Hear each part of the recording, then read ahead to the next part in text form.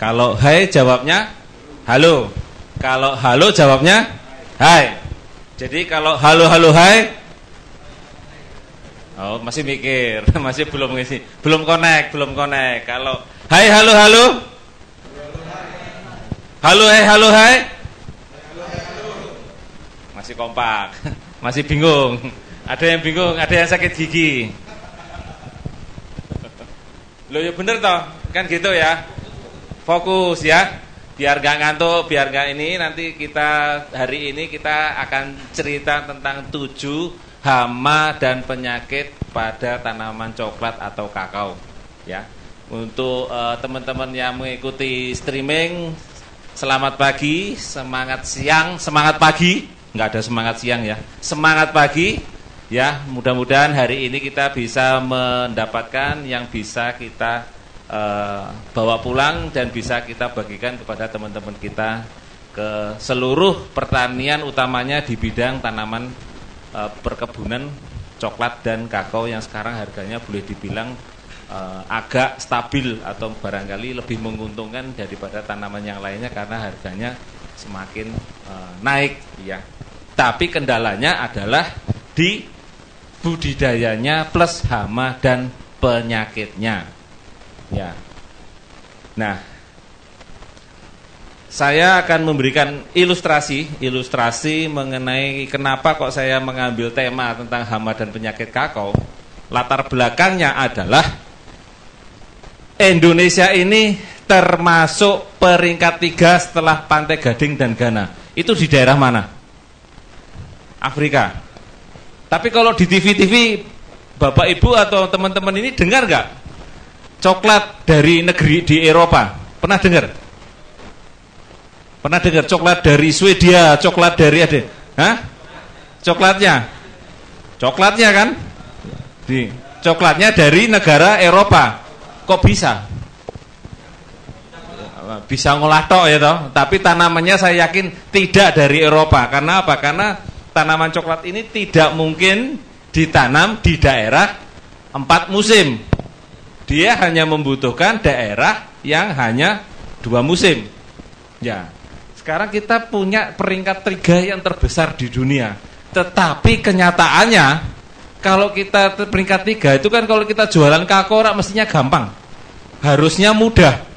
Karena kebutuhan dunia tentang kakao yang kemarin ikut ke Singapura, orang yang ngantri beli coklat tok itu regane yo larang lho naming sakmene saiki regane nek dirupiahno itu ya kalau saya makan sih enggak kenyang 100.000 lebih. Tanya aja sih sama yang berangkat ke Singapura kemarin kalau dapat hadiahnya apa coklat itu, yang coklat yang kayak gitu orangnya ngantri belinya. Ya misi dik nek aku sih ora wareg. Ya mungkin karena kebiasaan kita makannya agak banyak ya nasi dan sebagainya. Tetapi itu coklat di sana itu menjadi salah satu ikon. Kok coklatnya dari mana? Negara itu sendiri. Enggak, mereka beli. Loh kok kita nggak bisa kayak gitu ya? Ada apa? Birokrasi dan sebagainya sekarang MEA mas. Orang seneng nang Indonesia, nandur nang Vietnam aku mas. Aku rasa seneng nandur nang Indonesia dan Thailand sing kira-kira gitu. Tapi orang kenapa? Karena kita nggak ngerti budidayanya, karena kita nggak ngerti teknisnya, karena kita nggak ngerti pemasarannya. Loh lah iya toh, karena ini ada 3 mata rantai yang harus kita pegang bersama-sama. Yang pertama adalah bahan bakunya. Kalau tadi kita ngobrol dengan Pak Rawi di sana, kebutuhan beras itu sebetulnya cukup banyak yang beras organiknya. Cuman karena untuk menjaga mutu dan lain sebagainya, keterbatasan beliau dia cuma bisa ya paling cuma sekitar 20 hektar lah yang bisa dia cover untuk mendapatkan kualitas yang baik, menjaga kualitas yang baik. Jadi bukan tidak ada pasarnya, tetapi untuk menjaga kualitas yang baik kadang-kadang kita terkendala di salah satu yaitu bahan baku. Sampai dodolan sama saya tetapi support tiap bulan 10 ton sanggup enggak? Mesti bilangnya mulai dari awal udah enggak sanggup. Kenapa kok di Cina bisa? Kenapa kok di Vietnam bisa? Kenapa kok di Myanmar bisa? Ada apa dengan kita? Halo? Nah kan? Kalau saya bilang halo jawabnya? Nah, kalau saya bilang hai jawabnya? Halo. Hai hai. Masih ingat ya. Jangan jangan terlalu fokus, terlalu gedu kata orang Jawa bilang. Artinya apa? Kita nyantai tapi masuk gitu ya. Bukan harus paham, karena kalau ngerti tok tidak cukup. Kalau ngerti tok baca buku ngerti, tapi tidak cukup karena kita butuhnya paham, ya. 3 mata rantai ini adalah yang pertama adalah bahan baku, mulai dari budidayanya sampai panen. Ya, yang kedua adalah manufaktur. Manufaktur ini urusannya dari pabrik, mulai dari masuk ke pabrik sampai bahan olahan. Ya, yang ketiga adalah pemasaran. Rata-rata wong kepengen cepat. Kepengen cepat, kalau nggak ngambil di pemasarannya ya di pabriknya. Orang malas ke bahan baku. Kenapa? Karena terlalu ribetnya orang-orang untuk ngurusi orang sebanyak itu. Tapi sebetulnya bahan baku ini pun bisa dibikin menjadi pabrik. 3.000 hektar kebun pisang yang di Ambon itu bisa kita ekspor ke sana. GGPC hampir sekitar 8 lebih sih kalau gitu, 8.000 hektar kurang lebih. Itu terbesar di dunia, Mas. Bu. 8.000 hektar GGPC itu membuat nanas, pengen yang Jepang punya misalnya dia maklun, dia nanamnya di Indonesia.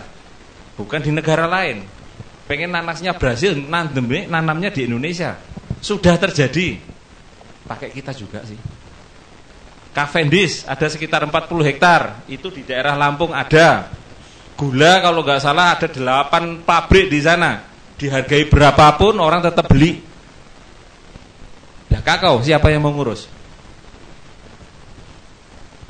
Karena kecenderungannya adalah orang hanya memasarkan ya ke manufaktur, di arah manufaktur.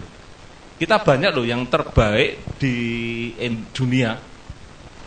Kelas tanah misalnya gitu, Dieng itu kelas tanahnya paling bagus di seantero dunia untuk nanam kentang. Paling bagus tanahnya. Tembakau Delhi paling bagus di sana.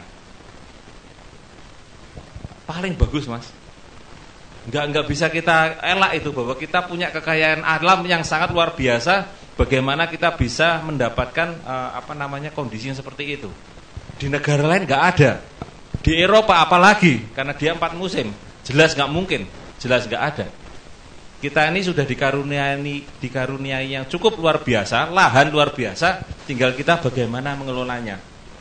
Yang kedua adalah latar belakang saya kenapa mengambil ini adalah kami pernah bekerja sama dengan Bank Dunia, ya, dengan suatu LSM yang ada di daerah Sulawesi untuk membangunkan Sulawesi Selatan dan Sulawesi Tenggara akibat kerusakan PBK.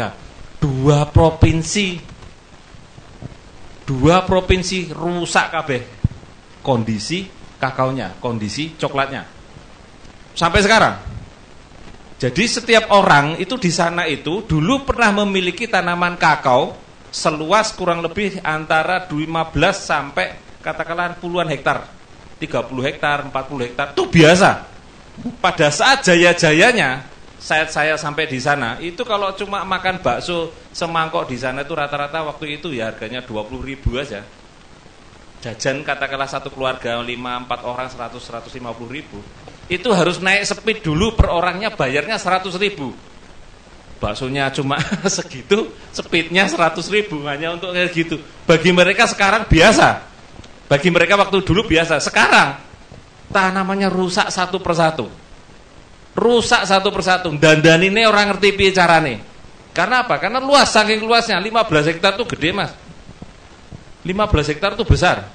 Kalau untuk satu keluarga dandani sendiri nggak mampu, nggak bisa tanpa manajemen yang baik. Dandani 5 hektar saja satu keluarga nggak bisa kalau nggak dengan manajemen yang baik. Artinya apa? Sudah ada 2 provinsi yang terserang PBK ini, hampir semua sekarang jadi masalah dan musuh utama di tanaman coklat ataupun tanaman kakao. PBK, penggerek buah penggerek buah kakao PBK. Ya. Nah, 7 hama dan penyakit ini saya akan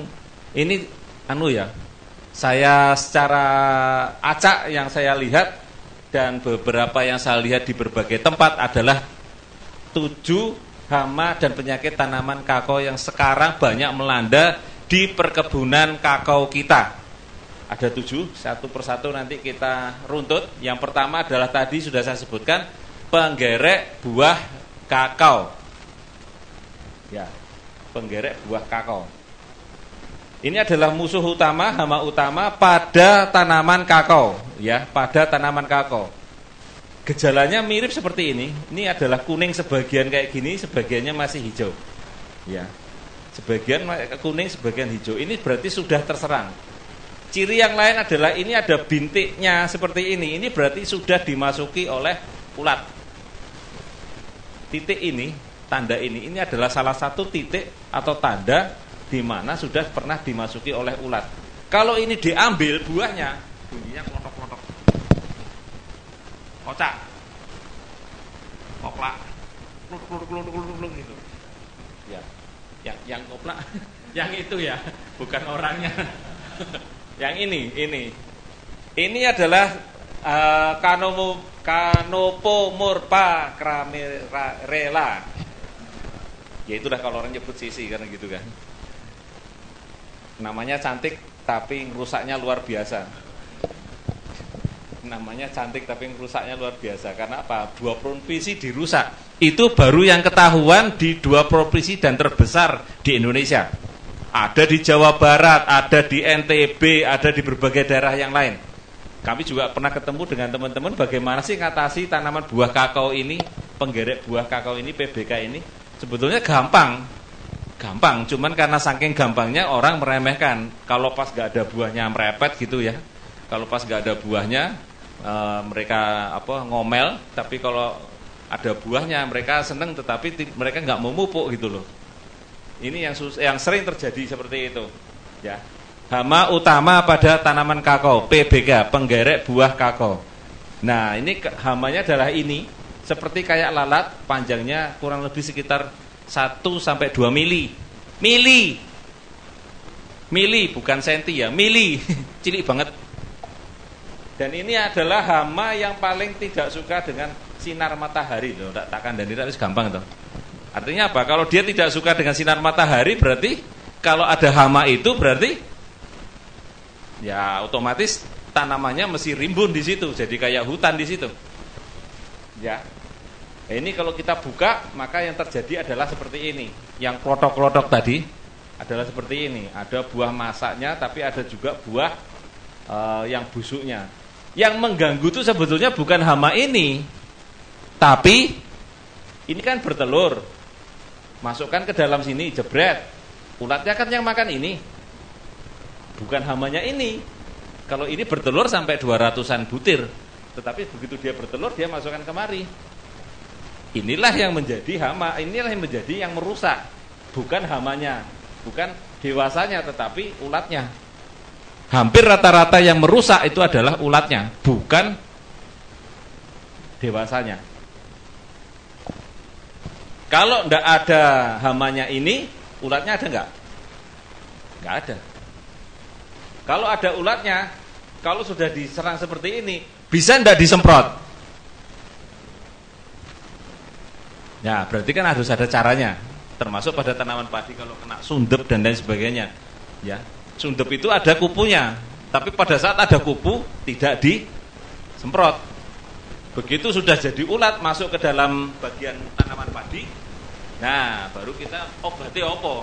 Apapun obatnya kalau sudah di dalam cangkang seperti itu, kalau sudah di dalam malainya seperti itu, susah. Apapun obatnya, apapun jenis yang digunakan. Karena apa? Karena kita sudah mulai masuk di dalam bagian tanaman.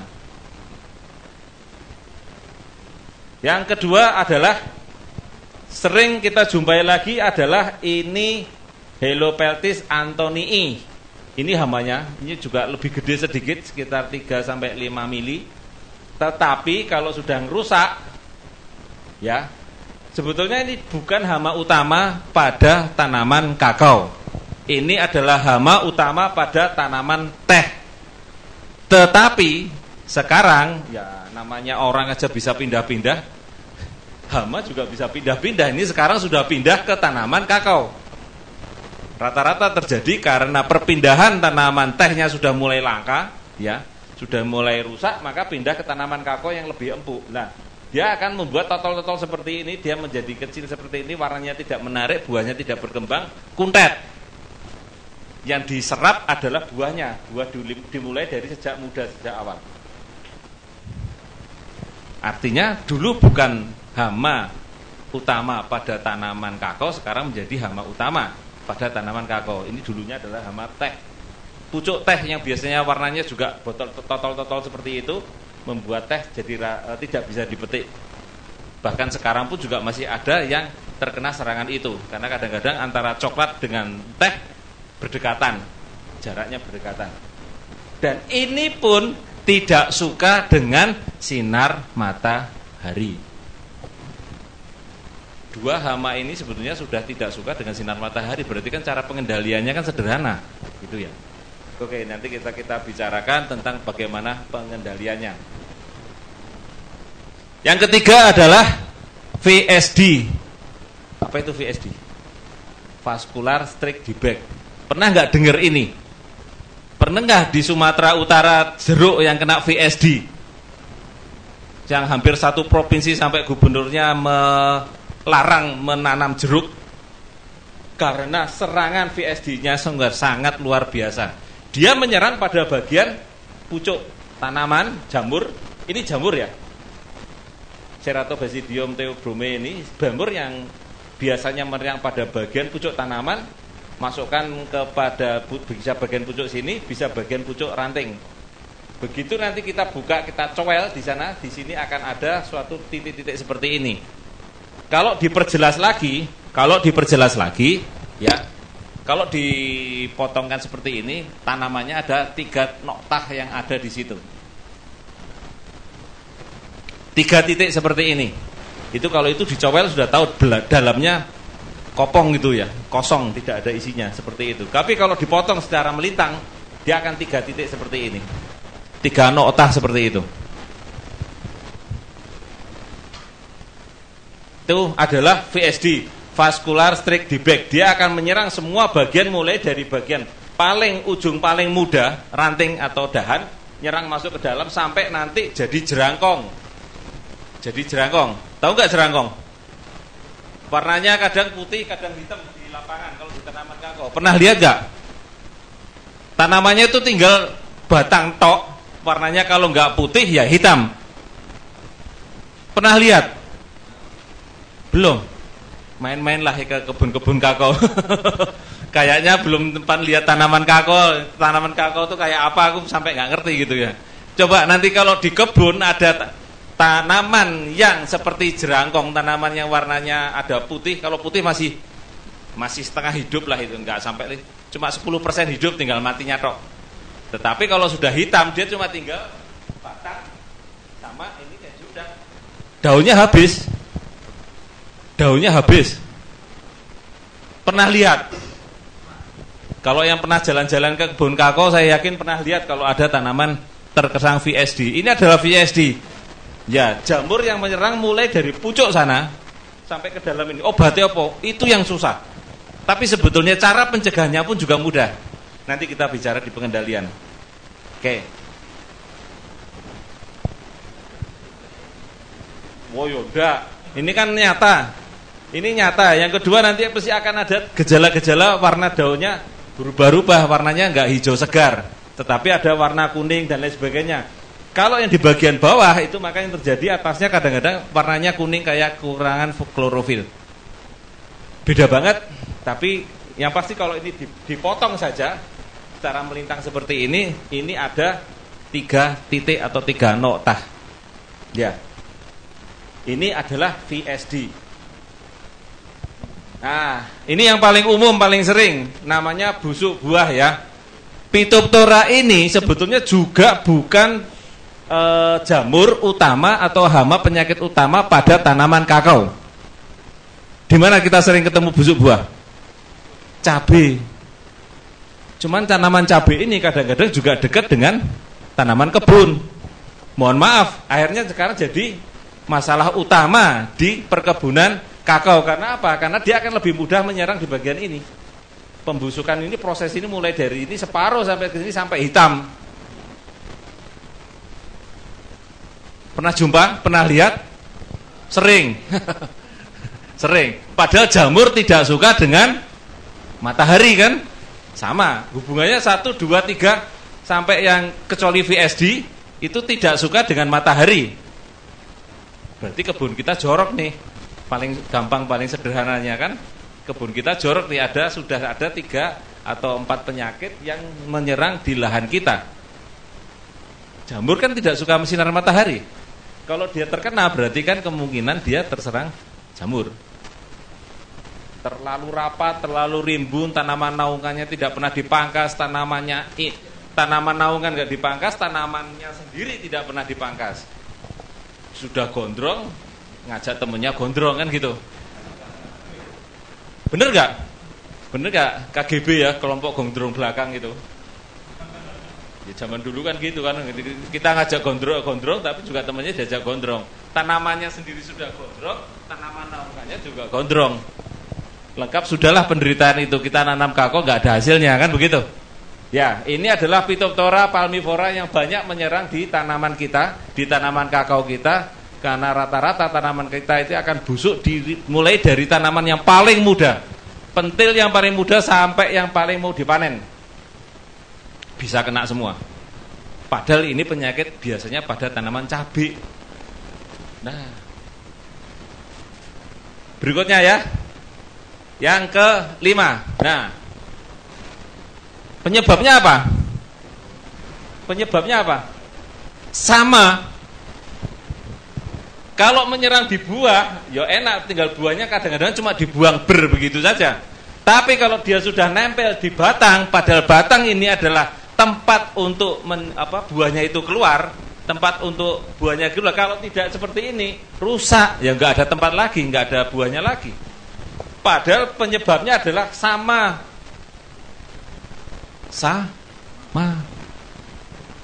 Jamurnya kalau menyerang di buah terjadi seperti itu, kalau menyerang di batang mau nggak mau harus dikletek seperti itu, sampai kelihatan mendekati arah kambium. Kalau sudah seperti ini, sebetulnya ya gimana lagi, mau ditanam ulang, direplanting, nunggunya lebih dari 5 tahun. Orangnya sudah nggak keburu tahan lagi, mau diperbaiki. Kalau dalam kondisi yang kayak begini, nah tempatnya untuk berbuah aja udah hilang berapa tempat ini, sekian ini. Kalau udah parah seperti itu, bisa dipahami? Halo? Ya, saya lanjutkan ya. Yang ke-6. Nah ini yang tambahan lagi, ini yang terjadi. Ini seperti itu, ini harus kita korek seperti ini.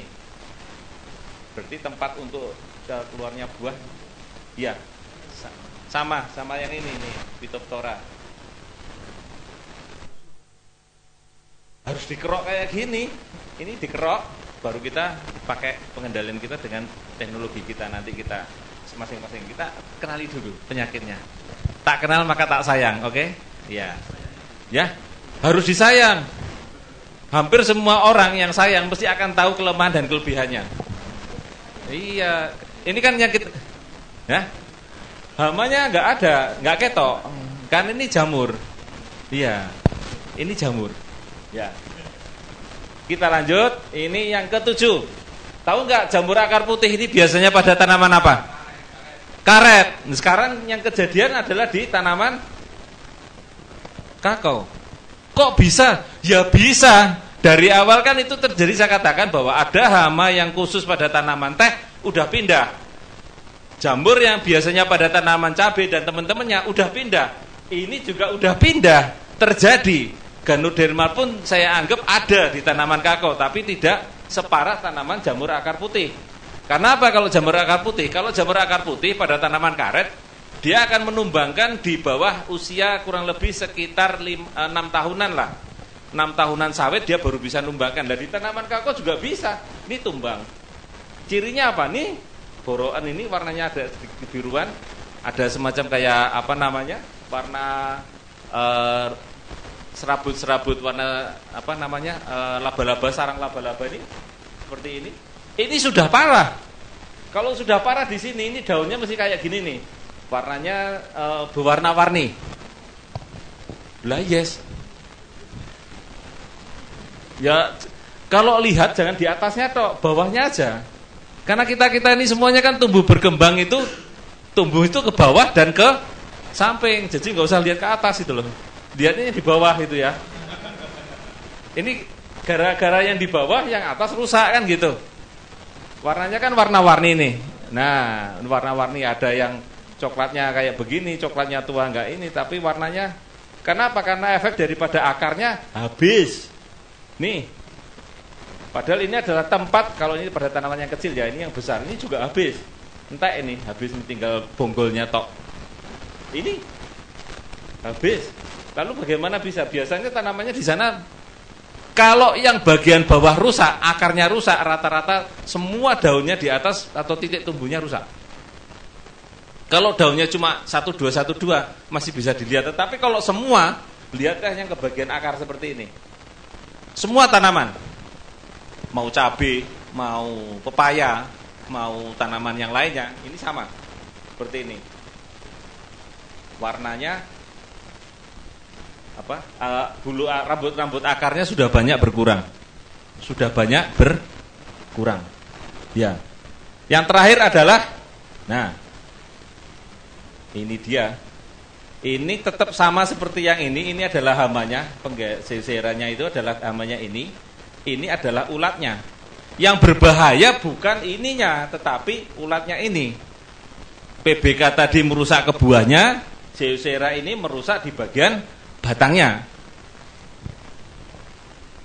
Ini juga tanaman yang sering merusak pada tanaman-tanaman selain tanaman kakao. Lengkap sudahlah, artinya hamanya itu bisa berpindah-pindah kemana saja. Jamurnya juga bisa berpindah-pindah kemana saja. Artinya tidak semua oh ini kalau seperti jamur akar putih hanya pada tanaman karet. Ya, musuh utama tanaman karet. Tapi sekarang juga menjadi musuh utama tanaman kakao. Jadi sudah berpindah, terjadi pergeseran hama dan penyakit yang dulunya menyerang pada tanaman-tanaman tertentu sudah berpindah ke tanaman yang lainnya, tanaman inang yang lainnya. Nah, lalu bagaimana pengendaliannya? Ya, kita lihat pengendaliannya. Yang pertama adalah cobalah kita lakukan dengan PS yang pertama, panen sering. Kalau sudah terjadi warna yang separuh-separuh seperti itu atau usianya sudah mendekati matang dan masih bisa diambil buahnya, ya, sudah bisa diambil buahnya, ambillah buahnya. Segera. Artinya segera itu sesegera mungkin supaya dipetik dan diambil buahnya sepanjang masih bisa diambil buahnya. Karena kalau kita nunggu nanti kelamaan, yang terjadi adalah habis sama ulat yang di situ. Baik itu tanaman untuk PBK itu sendiri maupun pada tanaman Phytophthora yang terserang Phytophthora. Ya, ini diambil, dipanen sering. Salah satunya untuk memutus siklus yang ada di dalam atau ulat yang ada di dalam telok nancep, dia nyali celah yang di bagian atas begitu. Biasanya di bagian atas selipkan di sini bertelur 200, nanti pindah lagi karena 200 gitu kan, pindah lagi.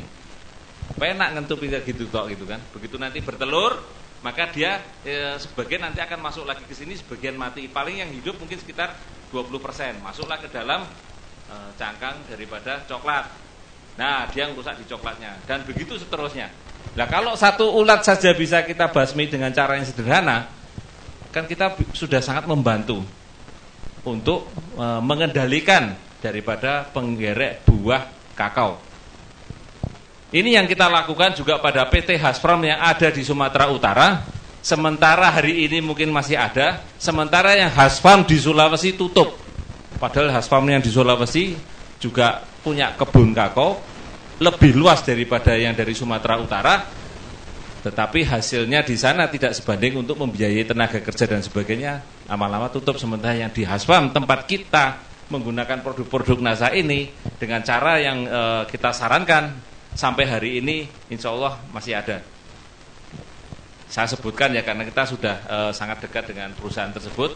pengelolaannya, bagaimana dia mendapatkan grade A dan grade B-nya lebih banyak, bagaimana mendapatkan fermentasi coklatnya dan rasa coklatnya itu sendiri lebih enak dan lain sebagainya. Karena kan nanti seperti halnya kopi, makin fermentasinya makin bagus kan rasanya lebih enak. Kopi itu kan tidak dipetik langsung ditumbuk, langsung diminum kan, difermentasi dulu, dibiarkan dulu, makin lama fermentasinya makin enak. Atau nggak suka kopi? Itu lebih lain lagi kalau itu ceritanya. Pokoknya ada kopi minum, nggak ngerti caranya prosesnya ya. Iya. Tinggal lep gitu ya. Ya itu susahnya apa gitu, karena kita apa? Karena kita nggak pernah lihat di prosesnya. Kenapa kok kopinya ini harganya mahal? Kenapa itu harganya? Coba lihat di kopi-kopi yang enak di seluruh Indonesia ini. Rata-rata yang enak itu fermentasinya yang lama. Ya, yang lama. Ada jenis kopi di Bandung misalnya itu paling cepat 5 tahun fermentasi. Dipetik hari ini, 5 tahun lagi Mas kita minumnya. Sabar ndak sampean? Kalau saya juga ndak itu loh. Mendingan minum aja beli. Tapi harganya ya lumayan ya gitu ya. Harga sebuah fermentasi, nunggu fermentasinya itu agak lama. Ya nggak apa-apa. Untuk mendapatkan kualitas yang baik ya memang kita harus sabar gitu ya. Coba aja kalau coba jenengan ambil kopi metik dari kebun, langsung tumbuk, langsung gongso, langsung seduh dengan air, tambah gula kayak gitu. Cobain rasanya. Kayak gimana gitu. Belum tentu ada manis-manisnya loh. Pahit ada yang pasti. Lanjut ya ke sini. PS tadi yang pertama adalah panen sering, P yang berikutnya adalah pemangkasan, S yang berikutnya adalah sanitasi. Nah, yang kedua yang terakhir adalah PP kan gitu, pemupukan dan pengendaliannya. Setelah dipupuk, setelah dilakukan pemangkasan, setelah dilakukan sanitasi yang baik ya. Baik itu cangkangnya maupun ranting-rantingnya. Ya, ranting-rantingnya itu harus ditumpuk, harus dibersihkan. Yang kedua adalah piringannya harus dibersihkan. Harus dibersihkan. Sebelum saya mengarah ke pemupukan seperti ini, ya. Rata-rata penggerek buah tanaman pada tanaman coklat, piringannya tidak dibersihkan. Sehingga kalau ini ada buah yang begitu, kemudian sudah terkena PBK, sudah ada ulatnya lebih dari sekitar 1 bulan, dia akan keluar. Di sini dia akan mencari daun. Kalau ketemu dengan daun, maka dia akan membuat kepompong di sini. Baru setelah itu dia akan terbang lagi menjadi hama dewasa. Tetapi kalau ini tidak ada daunnya, maka tidak akan terjadi kepompong. Kalau tidak terjadi kepompong, maka putuslah siklus tadi. Maka piringan sangat perlu dan diperhatikan. Selain untuk supaya tersisa PBK atau ulat-ulat yang di dalam itu tidak ketemu dengan daunnya, yang kedua adalah untuk pemupukannya lebih mudah. Kadang-kadang di bawah piringan itu ini, ya maaf, ini piringannya masih kotor gitu ya. Sebagai contoh, ini contoh yang tidak baik. Piringannya masih kotor. Orang mau memupuk tapi piringannya, tempat untuk memupuknya itu sendiri tidak ada. Ini harus dibersihkan dulu ya. Harus dibersihkan dulu. Piringannya harus bersih supaya kita bisa memupuk. Nah, untuk memupuk maka kita perlukan, biasa kita gunakan adalah, yang pertama adalah pupuk makro. Ada NPK. Ya, kita NPK sesuaikan dengan umurnya. Kemudian kita lakukan penyemprotan secara berkala, ada POC NASA, ada hormonik ya. Kemudian ada Pestona untuk pengendalian di awal, supaya kita yang namanya Pestona ini kan baunya nyengat ya. Coba aja ambil Pestona, kemudian kita celup di tangan kita. Sampai berapa lama hilangnya, saya pengen tanya. Itu di tangan loh ya. Pernah coba belum? Kepegang, kepaksa kalau itu sih, ngirim barang kalau itu. Pernah coba belum untuk ininya? Ya. Belum ya. Cobain nanti ambil Pestona, kenain dikit lah baunya itu. Kira-kira sampai berapa lama itu hilang? Itu kalau kita semprotkan kepada kebun kita, ya kebun kita biasanya juga lama gitu loh. Jadi kebunnya kok baunya gini, ya nggak apa-apa. Tapi nanti kalau dia sekitar 1-2 minggu rata-rata mulai banyak laba-laba, mulai banyak inilah, ini jangan kaget. Karena apa? Mulailah laba-laba itu muncul. Kalau kita menggunakan pestisida kimia, ya, menyemprot padi dan lain sebagainya, maka nanti akan banyak mati teman-teman kita. Seperti halnya misalnya semut hitam. Semut hitam pada tanaman kakao itu berfungsi untuk mengurangi serangan hama pada dia makan instar atau ulat atau yang kecil-kecil itu semut hitam ini tadi. Nanti saya tunjukkan. Ya, pengendaliannya adalah pemupukannya kita lakukan dengan pertama adalah pemupukan yang berimbang. Makro dan mikro kita berikan. Nasanya, supernasa dan pupuk nutrisi kita masukkan, kan begitu. Ya, kemudian dibantu dengan semprot. Jadi setelah dipangkas, pangkasannya dibuang, cangkangnya dimasukkan ke dalam lubang, cangkang tutup semuanya sudah bersih, kita pupuk, kita semprot, kita pupuk. Nah, seperti itu. Ini adalah yang kita gunakan biasanya. Supernasa granul, glio yang untuk atasi jamur tadi. Berbagai macam jamur tadi bisa disemprotkan, ya, bisa disemprotkan, tapi dengan catatan disaring dulu supaya ampasnya tidak terikut di semprotan tadi, jadi disaring dulu. Ya, kemudian penyemprotannya bisa nasa dan hormon biasanya. Kalau tanaman-tanaman seperti ini kita bisa gunakan dosis dengan agak sedikit ditambah 42 misalnya begitu, karena tanaman ini kan daunnya lebar dan sudah mampu untuk dengan dosis 42 agak lebih cepat untuk berkembangnya setelah dipangkas tadi. Ya. Biasanya 31 ya kalau disemprotkan ya, tetapi kalau untuk di tanaman-tanaman yang sudah besar seperti ini bisa kita gunakan dengan dosis 42. Ini adalah fungsi yang lain daripada supernasa, yaitu kalau kita tanpa menggunakan nasa, kurang lebih kalau orang memupuk kan rata-rata porositasnya kan tinggi. Ini katakanlah ibaratnya adalah partikel-partikel pasiran begitu. Kalau kita pakai dengan nasa, yang terjadi adalah dia akan terikat di sini. Nah, disinilah nanti rambut-rambut akar itu akan mengambil makanannya, mengambil nutrisi ini yang terjerap. Ini adalah tentang pH. Sekali lagi tentang pH. Ya, begitu pentingnya pH, maka sering diulang-ulang. Karena apa? Karena hampir di seluruh perkebunan, di seluruh tanah kita ini sudah mengalami keadaan di mana pH-nya makin lama makin rendah. Paling sederhana, makin banyak orang beli motor dan mobil. Apa hubungannya? Semakin banyak motor, semakin banyak mobil, maka yang terjadi adalah asap-asap ini akan naik ke atas. Dia akan terikat di bawah, di atas, menyebabkan hujannya makin lama makin asam. Semakin asam di ini air hujan, maka semakin tanahnya juga terikat makin asam. Kalau asam di ini, maka jadi faktor pembatas. Artinya apa? Pada saat kondisi pH cuma 6, ya ini kita bisa dapatlah N-nya agak besar, P-nya tapi kecil. Padahal kita kepengen buahnya misalnya begitu. Nah, ini kan sudah mulai terbatas. K-nya mungkin bisa kita dapat, S-nya dapat, yang lain ada yang membesar. Tapi ini tidak dibutuhkan oleh tanaman, sedikit, tapi malah masuknya besar, misalnya Fe atau besi dan sebagainya. Keracunan kan gitu. Dengan kondisi yang seperti ini. Padahal kita kepengen kondisi yang normal seperti ini. Jadi sebelum kita lakukan pemupukan, ada baiknya kita lihat dulu pH-nya. Kalaupun kita nggak ngerti pH-nya, pokoknya kalau di luar Jawa sederhananya pakai aja 3 kintal per hektar. Itu sangat sedikit lah katakanlah itu per aplikasi. Jadi kalau dalam 1 tahun dia memerlukan 6 kintal, 600 kilo dolomit. Pokoknya dikasih aja per hektarnya 3 kintal atau 300 kilo per hektar. Mungkin dapatnya cuma seberapa lah itu. Tapi nggak apa-apa, itu tuh membantu satu pH-nya terjaga. Yang kedua adalah dia juga menambah kandungan yang toh dolomit juga pupuk kan, untuk membantu supaya ketahanan tanamannya tetap berdiri. Ya, seperti itu. Ini adalah pH. Kalau kita gunakan biasanya pemakaian nasa ini juga membantu menaikkan pH. Ini pada tanaman-tanaman perkebunan ini pH-nya sekitar ini ya 4,5 kurang lebih. Ini yang kita cut di sini Ya, kira-kira mendekatilah.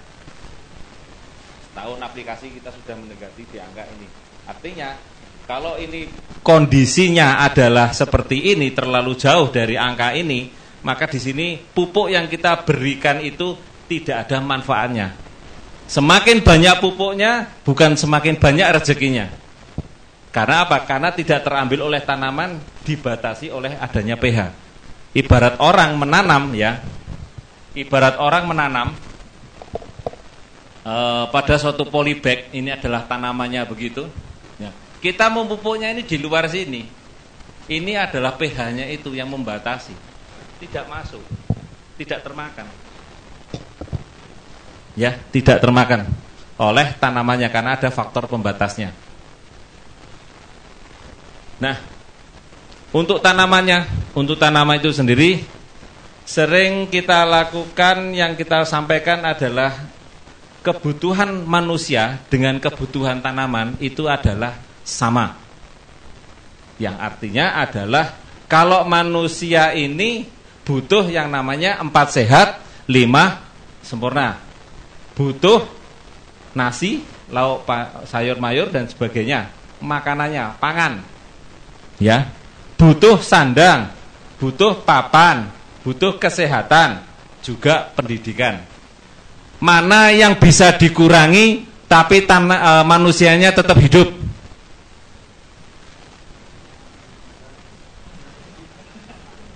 Ya? Mana yang bisa dikurangi tapi manusianya tetap hidup? Pendidikan ya. Jadi pendidikan nggak penting. Loh, saya anggap nggak penting di sini kan gitu. Saya yang penting hidup. Yang lain papan. Manusia nggak makan papan ya. Ya. Jadi pendidikan, papan, sandang perlu nggak? Hidup nggak? Hidup kan nggak pakai sandang? Bisa. Berarti saya kurangi ya kan gitu. Dia hanya butuh makan toh sebetulnya. Karena hubungannya makan dengan kesehatan. Berarti cuma 3 ini bisa kita hilangkan kan? Ada tapinya enggak? Tapinya apa? Aneh temen mau ngiki. Ya, aneh gitu kan? Nah, kalau kita bilang sampai kepada tanamannya, sekarang kita bilang tanamannya. Tanaman itu makanannya kalau pangan adalah ini. Ya, kalau sandang adalah ini. Papan adalah itu, ya, kesehatan adalah itu. Pendidikan adalah ini. Kalau yang bisa saya kurangkan yang mana? Berarti kan sama aja tuh.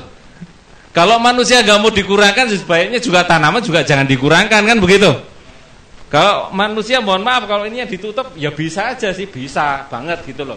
Pokoknya sepenting makan gitu. Mau pakaiannya mau apa, pokoknya sepenting aku makan. Ada tuh makan tuh tapi tetap sehat? Ada nggak yang makan aja tapi tetap sehat? Ada. Ada tapinya enggak? Ya banyak tapinya. Kok aneh itu aja minimal kan gitu. Sebetulnya sama dengan tanaman kita itu ya, tanaman kita, perkebunan kita dan sebagainya. Tanaman kita kepengin hasilnya seperti ini, kakaunya segini-gini, sak genduk-genduk ini ya. Ini untuk pembibitan di tanaman lubuk pakam yang untuk pengambil. Ada iklan ya? Ada yang diambil ini sampai 500 butir loh. Ini 500 butir. Satu batang, satu buah kayak gini. Ini untuk pembibitan kakao. Pengen seperti ini, tapi nggak mau dengan cara pokoknya saya kurangi semuanya, yang lain nggak saya pakai. Ya nggak bisa. Pengennya seperti ini. Ini untuk pembibitan. Saya ambilkan contoh seperti itu yang kita sudah ambil di Lubuk Pakam untuk pembibitan tanaman kakao. Maka mereka senang banget. Kalau satu gini hampir 1 kilo loh. 1 kilo itu harganya sekarang berapa kering? Lumayan, bukan lumayan lagi. Lumayan, beneran, sumprit. Dua? Ih, bakul itu. 25.000 basah, kalau kering berarti harganya lebih mahal lagi. Kira-kira seperti itu ya. Ya. Artinya apa? Tanaman pun juga membutuhkan yang namanya makro, yang namanya mikro. Juga dia membutuhkan hormon, enzim, asam-asam organik dan hewan bermanfaat atau mikroorganisme. Ya, dia butuh itu. Di tanah pun di bawah itu dia juga butuh ruang atau butuh udara. Bukan cuma tanah tok mampet seperti itu. Artinya apa? Kalau kita lihat pada tanaman tabu lampot, ya tanaman tabu lampot, Yang sudah 5 tahun lah, yang 5 tahun yang nggak pernah tanahnya diambil, dilihat lagi. Kalau diambil tinggal akarnya tuh kayak gitu. Buahnya enggak. Karena apa? Karena ruangnya sudah terbatas, enggak ada tempat untuk mikroorganisme, enggak ada ruang dan lain sebagainya. Ini dipangkas lagi, kasihkan tambahan bahan organik lagi, masukkan lagi, pupuk lagi dengan NASA, nanti hasilnya keluar lagi. Itu tabbulan pot yang nyata, artinya yang bisa kita kendalikan. Kalau yang di luaran barangkali agak kesulitan. Seperti itu. Nah, sederhananya kalau di lapangan adalah yang di atas sering disebut sebagai pupuk kimia. Kalau yang di bawah di mikro ini disebut sering namanya pupuk organik. Yang hormon sama enzim sering disebut sebagai perangsang atau pemicu, ya. Sementara untuk pembenah tanah dan perbaikan tanah, orang menyebutnya di asam-asam organik ini adalah pembenah tanah atau perbaikan bahan untuk perbaikan tanah. Ya, yang terakhir adalah hewan bermanfaat ini rata-rata adalah sering kita disebut di sana, di luaran sana adalah dekomposer. Ada pertanyaan dulu sampai sini? Kalau sudah panen kita bicaranya udah lain nih.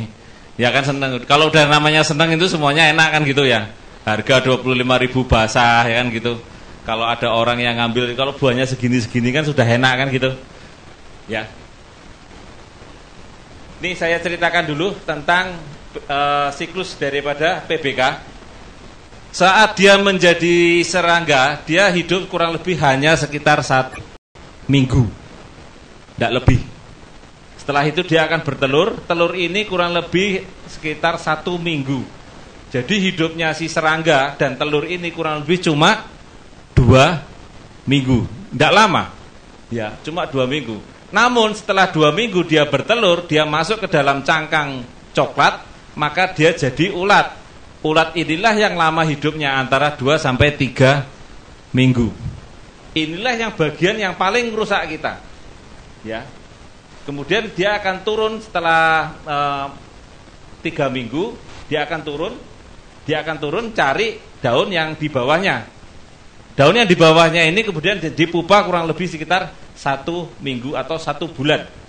Dari telur sampai dari ulat ke kepompong ini kurang lebih sekitar 1 bulan.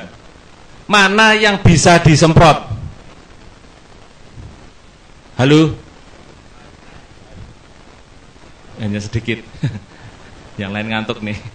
Mana yang bisa disemprot dari siklus daripada PBK ini?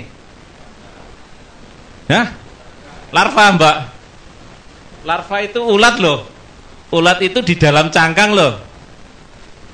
Ulat itu di dalam ini. Kita balik lagi nih. Ulat itu di dalam ini. Nah, di dalam ini. Ini loh, di dalam ini loh. Ini kita bertelurnya di sini, masuk ke dalam sana, jadilah begitu dibelah masuk ke dalam sini. Bisa disemprot enggak? Enggak. Yang paling bisa adalah hanya serangga sama telur. Yang pupanya saja dia masuk ke daun-daun kering gini loh, di lipatan paling bawah sini. Telur di luar buah. Di luar, warnanya nanti jingga. Warnanya jingga. Jadi kalau ini ada bagian di sini, di bagian pucuk di sini ini ada warna jingga-jingga gitu, mendingan dihapus pakai kuas atau apa kalau misalnya ketemu. Warnanya jingga. Bagian atas. Biasanya bagian sebelah dalam. Kalau ini ada batangnya di sini, dia sebelah sini.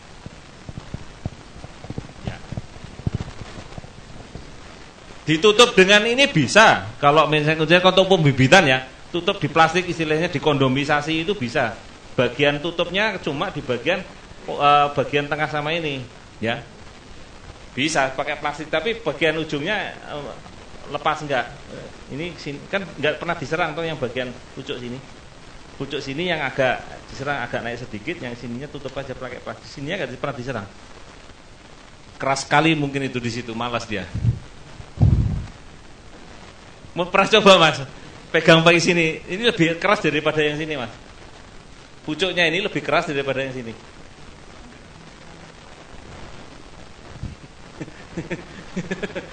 Ini udah lain nih ceritanya. Ya, ini adalah siklus daripada PBK. Serangga, telur, kemudian larva, kemudian pupa. Ya. Ada pertanyaan? Ya.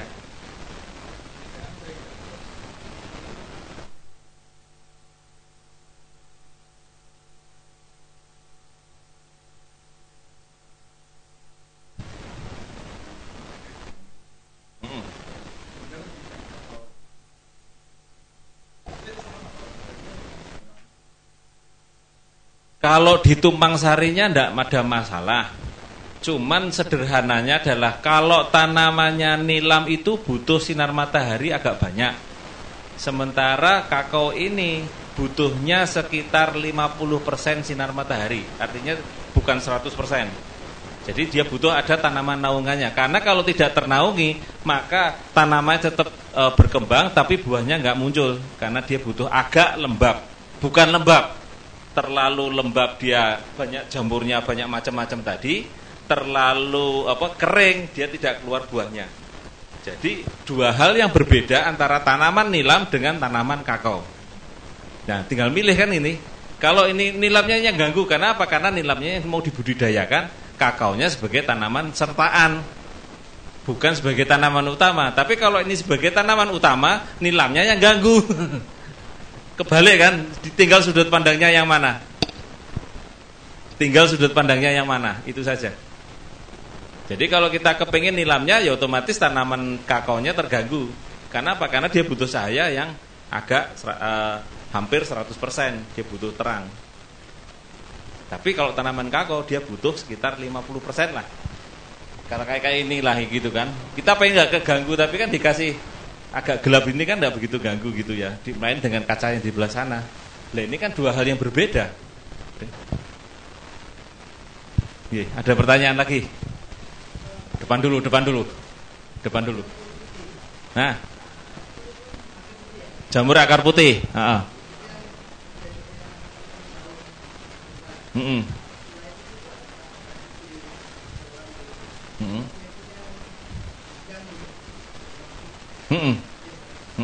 Pokoknya cirinya adalah seperti itu. Jadi jamur akar putih, bedanya jamur akar putih, akar merah, akar coklat dan sebagainya pada tanaman karet, karena hampir empat-empatnya ini ada.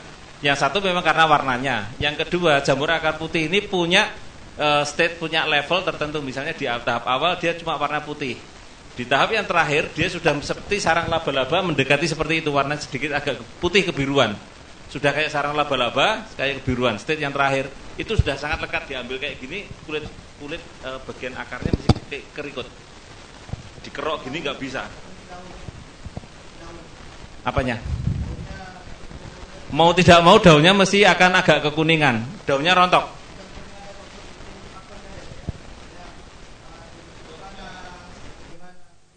Ada. Hubungannya yang pertama, satu hubungannya dengan pH.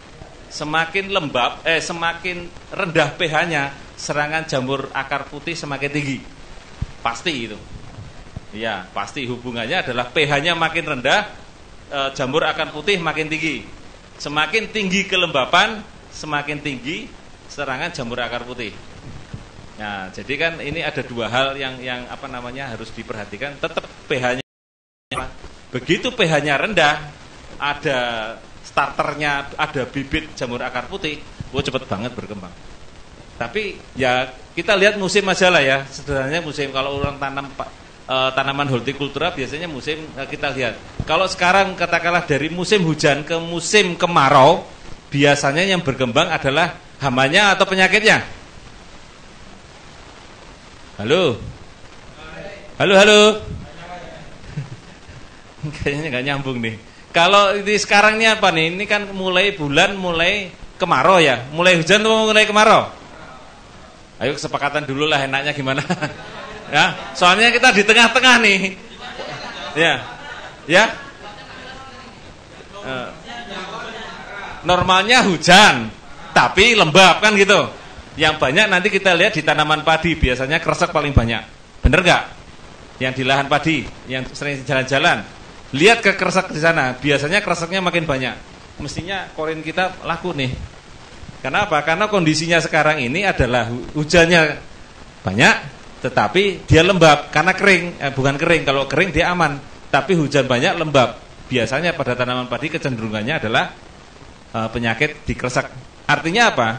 Kalau kita banyak mengarah ke daerah yang hujan, maka penyakitnya yang lebih banyak. Termasuk penyakit-penyakit jamur akar putih kan termasuk jamur ya, masuknya kategori penyakit.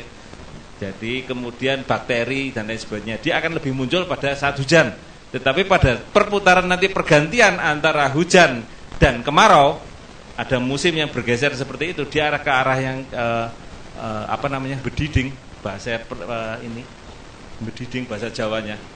Ya, pertinggian seperti itu, maka dia nanti perputaran daripada siklus hamanya lebih cepat dibandingkan perputaran daripada siklus penyakit.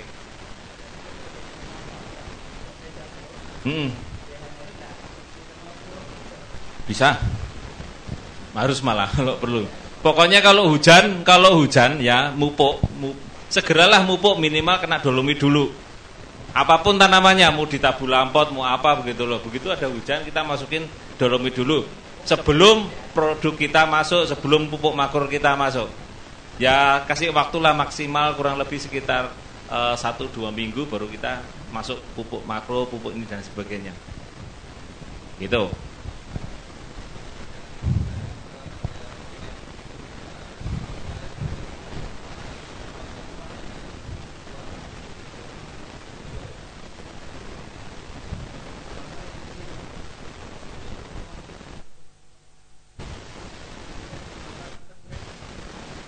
VSD enggak?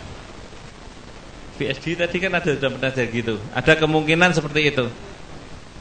Ya, efeknya ke buah. Efeknya ke tanaman kalau ini. VSD tadi, saya balik lagi ya ke VSD ya. Tadi kan sebelum saya singgung pengendalian untuk VSD. VSD, vascular streak defect, ini umumnya menyerang pada tanaman jeruk. Umumnya ya. Ternyata juga menyerang pada tanaman coklat. Yang saya lihat di sini vascular streak defect ini, kalau ini adalah tanaman kakaonya, ya, maka nanti akan menjulur. Ini ada seperti ini, daunnya kan seperti itu, kurang lebih. Dia kan agak berjajar seperti ini. Ternyata yang di sini nggak ada, di sini nggak ada kopong, di sini nggak ada. Itu sudah mulai ada gejala vascular streak defect seperti itu. Nanti kalau kita potong melintang sekali lagi akan ada ketemu 3 notah seperti ini, ya. Begitu ini ada yang menyerang di bagian pucuk seperti ini, kita potong di sini ada 3 notah itu, tarik kurang lebih 20 cm, potong di sini. Ini kemudian bakar dan masukkan ke dalam tanah. Selesai masalahnya. Gak ada obatnya kan? Tapi ini harus lebih detail karena kita lihatnya apa? Karena ada bagian-bagian, nah seperti ini kan, ini ada daunnya, sana enggak, sini enggak ada daun. Kopong artinya dalam satu tanaman itu satu tangkai daunnya enggak terisi, mati. Yang jerangkong tadi itu. Jadi kalau sudah masuk ke bagian ini kan bagian ranting ya. Dia nyerangnya biasanya pada daun-daun muda di bagian pucuk ini masuk ke sini. Kalau sudah di bagian sini ya udah kepotong tadi. Bisa jadi jerangkong yang tadi warnanya hitam atau putih, replanting. Ini diambil, dibakar. Karena ini kan penyebabnya adalah jamur. Masuk dari bagian sana mau disemprot cara apapun, cara pakai sistemik sekalipun juga agak susah. Enggak, beda. Enggak. Kalau ini ke akar, kalau jamur akar putih lewatnya akar, dia pasti di bawah. Walau semuanya bisa disebarkan melalui tanah dan melalui air. Yang mana?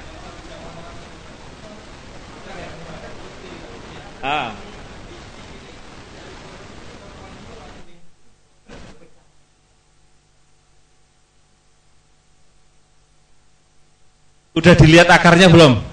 Nah, coba lihat akarnya. Kemungkinan yang warna daun pelangi itu harus diwaspadai di bagian akarnya.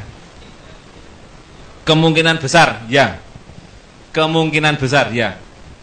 Begitu rusak di bagian atasnya ya, foto di bagian atasnya, kemudian lihatlah kemudian bagian akarnya. Biasanya kecenderungannya adalah rusak di bagian akar akibat perakarannya. Itu semua tanaman tuh. Ada lagi? Yang lain? Hai. Ada lagi yang lain? Cukup? Ngantuk? Mari silakan saya kasih waktu. Kalau ada pertanyaan. Yang lain? Boleh, nggak ada yang lain nanya, udah pada paham kayaknya.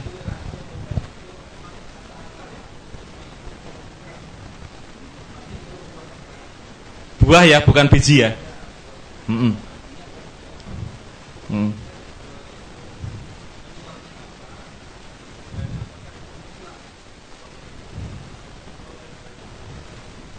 Kalau warnanya sudah dipastikan warnanya dua warna, kalau sudah bisa dipastikan dua warna seperti ini, sama-sama keras nih, dua-duanya keras nih, sama-sama keras. Tapi kalau sudah dua warna seperti ini, ya, ini kan 50% 50%. Berarti ini 100% adalah PBK.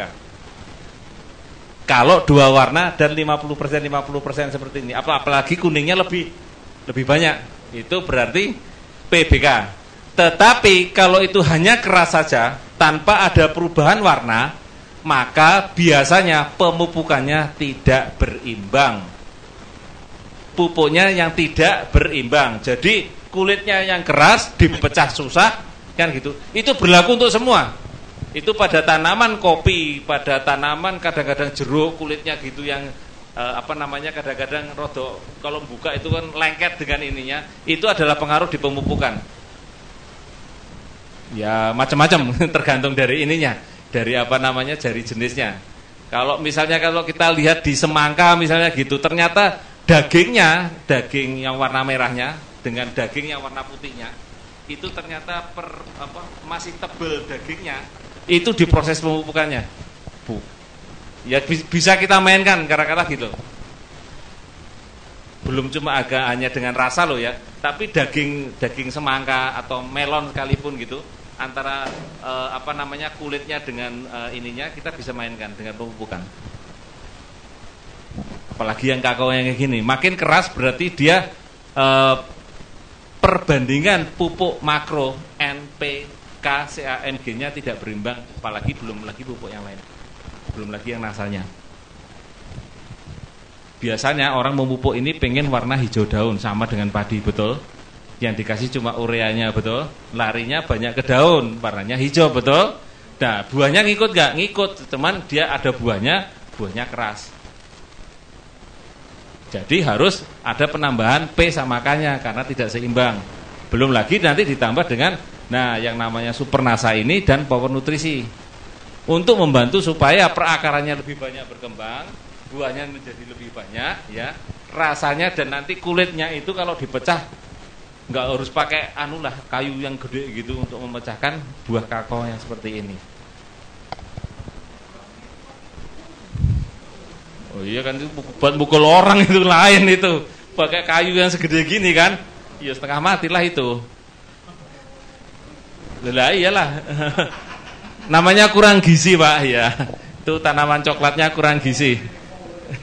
Artinya kenapa kok tanaman itu menjadi lebih mudah dibuka dan lain sebagainya, karena kita menggunakan power ini salah satu memudahkan. Karena apa? Karena di dalamnya bijinya kan mulai berkembang, sehingga kulitnya makin lama makin menipis. Iya, gitu.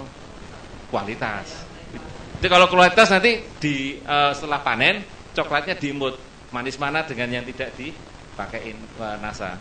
Kan bisa dimakan tuh permen kan kayak anak-anak gitu. Iya. Lebih manis. Itu. Ada pertanyaan lagi? Oh, dia lain enggak nanya, ya udah silakan aja. Yang nanya.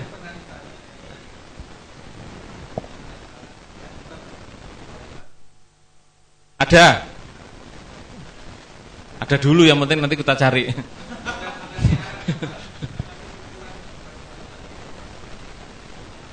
Ada. Satu warnanya, satu pertama ukurannya dulu. Semakin besar semakin baik. Ada A, B, dan C. Yang A ukurannya sekian, yang B sekian, dan C sekian. Ada. VCD-nya juga ada. Ini kebetulan yang syuting saya soalnya kan gitu. Jadi ada klasifikasi buah hasil panen yaitu A, B, dan C. Yang A berapa, yang B berapa, dan harganya beda. Yang pertama itu lebih lunak, kemudian buahnya serbuknya lebih banyak karena kan diambil serbuknya ya, lebih banyak. Kalau yang C ukurannya kecil, agak keras dan serbuknya lebih sedikit. Iya, keringkan dulu, difermentasi dulu baru dikeringkan. Iya, itu waktu kita dulu masih lama-lama itu kan di Medan itu kan, iya. Cuman kalau makan ya, boleh dimakan ya, boleh dimakan, tapi bijinya jangan dibuang sembarangan. Itu aja kok syaratnya. Itu kan karena tahu kita sekarang karena bijinya yang mahal kan gitu. Boleh dimakan, boleh cangkangnya dibuang di tempat sampah, cuman bijinya tolong dikumpulkan. Biasa aja gitu. Ya, ada lagi pertanyaan? Monggo, Pak.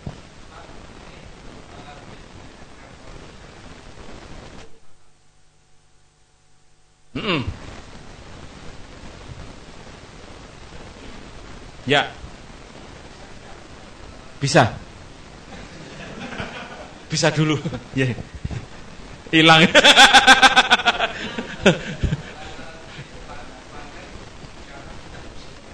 Bisa.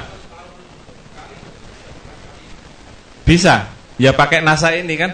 Salah satunya kelebihan daripada produk NASA ini adalah dia membuahkan di luar musim. Jadi kalau berbagai kesaksian kita yang paling sering ditampilkan sama teman-teman kita di lapangan adalah untuk buah durian. Buah durian itu rata-rata setahun 3 kali. Itu tidak pakai NASA. Tapi kalau sudah pakai NASA selama 13 tahun kita berkarya ini rata-rata sudah 2 tahun 3 kali. Artinya apa? Sudah di luar musim, Pak. Jadi kalau cuma beli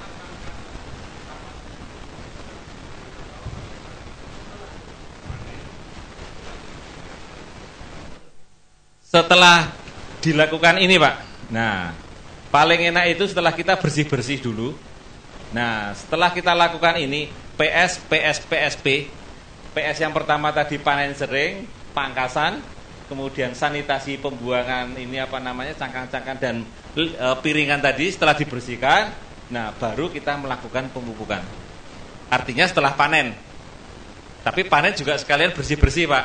Jadi panen buahnya sekaligus mangkasi, sekaligus buka piringan dan kebersihan, baru kemudian kita berikan pupuk. Nah, paling bagus sih, bagus adalah komposisi utamanya adalah kalau bisa kita kedua-duanya kita pakai, yaitu super sama power.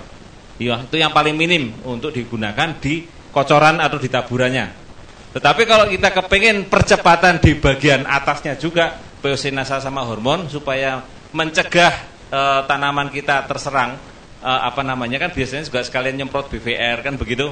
Nah, supaya buahnya tidak rontok dan lain sebagainya. Nah, fungsi hormon tadi bisa difungsikan dengan menyemprotkan P-Osinasa dan hormon plus BVR di atas atau plus glio setelah disaring di lapangan supaya untuk mencegah gejala-gejala penyakit yang diakibatkan oleh jamur. Nah, ini kan jamur.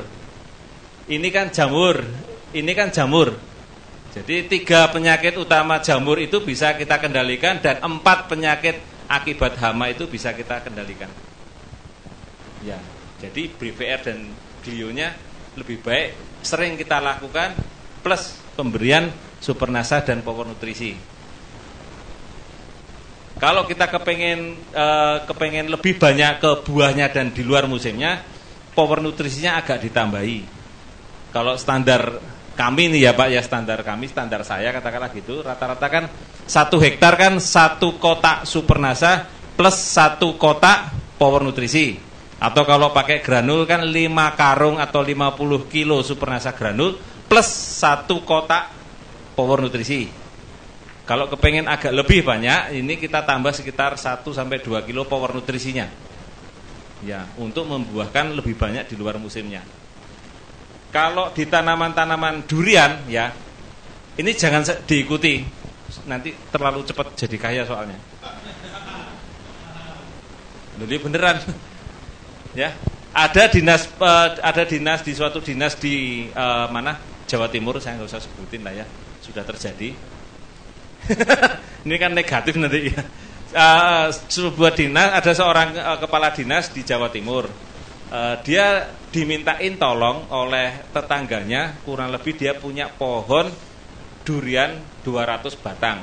Pak, tolong aku orang duit, saya mau nggadekan tanaman durian saya sebanyak 200 batang ya ke Bapak selama 2 tahun. Ya. Nah, Bapak ini kan tahu produknya NASA, terus oh ya saya terima. Dia bayar nilai tertentu ya kepada si petani tadi, kemudian dia menggunakan produk NASA-nya ya. Langsung produk NASA-nya ini beli 200 botol Super NASA segini, 200 botol Power Nutrisi segini. Kira-kira berarti per batang dapat berapa? 2 botol ya, 1 Super, 1 Power kan? Kira-kira mahal enggak? Halo, ya nanti. Yang sekarang ini mikirnya loh. Sekarang mahal enggak nih 1 botol? 1 botol loh ya. Tanamannya mungkin baru sekitar umur ya 10 tahunan lah. Ya? Loh ya. 10 tahun, ya kan gitu. Ini kan sudah di luar takaran. Mahal, ya kan, bagi orang yang ngelihat kan. Oh iya, betul, Jerbasuki mau NASA kan gitu. Artinya apa? Begitu kita ngelihat seperti itu kan, orang alah sudahlah gitu kan. Belikan harga lumayan kan 200 botol. Kan belinya kan botolan, bukan yang kiloan gini. Botolan kan begitu, 200 botol, hampir 10 kotak kan gitu. Hampir 10 dus maksud saya kan gitu. Nah, begitu dipakai di sana, hujan kurang lebih sekitar 2 bulan begitu, dia kan udah mulai gini. Keluarlah batangnya yang rata-rata dulu keluarnya hanya 80 butir. Keluarnya hampir 300 butir. Ini kena penyakit wahwuh nih ya. Wah.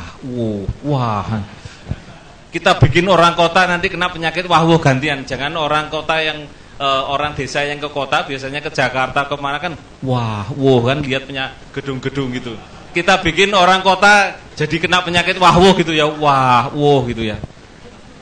Ya. Artinya apa? 300 butir ini tidak akan mampu ditahan oleh tanaman ini. Mau tidak mau kan harus dipipil, dihilangin sampai kurang lebih hanya sekitar 180-200an lah. 100an butir itu harus dihilangkan. Karena apa? Kalau enggak patah ini dahannya. Ya iyalah, rugi kan gitu. Nah, kalau itu keluar 100 butir saja di luar musimnya, ya. Satu tuh harganya berapa? 20.000 lah sama temen ya. 20.000 lah sama temen, biar gampang hitungnya Pak. 20.000 saja. Kalau 20.000 kali 100 berapa Pak? Kali 100. Ya? 2 juta satu pohon. Rugi enggak? Enggak, untuk satu tanaman loh. 1 juta loh ya. 1 juta satu tanaman. Jadi dia kalau panen ini dapat berapa kurang lebih? Kurang lebih saja. Oh, enggak cukup ya. Artinya 400 juta. Anggap aja segitu. Makanya biar gampang Pak. 400 juta. Udah beli mobil kan Pak? Nah, setelah itu kan tetap dipupuk setahun 3 kali. Si petaninya tadi kan, loh kok Bapak itu hasilnya akeh. Dia putuskan enggak jadi sampai 2 tahun. Udah Pak, saya sewakan 1 tahun saja. Ya kan bapaknya enggak mau kan gitu kan, udah perjanjian. Ya dia 2 tahun, panennya 3 kali. Ya, panen yang kedua untuk dia, panen yang berikutnya dikasihkan pada sang pemilik supaya gitu. Jadi anggota NASA enggak? Harus. Ya, harus. Pupuk NPK-nya juga jangan ditinggal. Karena apa? Karena itu sebagai tenaganya. Kita disuruh bergerak untuk mendapatkan buah yang lebih banyak, tapi tenaga untuk menggerakkannya enggak ada. Artinya kita tetap menggunakan pupuk makro sebagai tenaganya.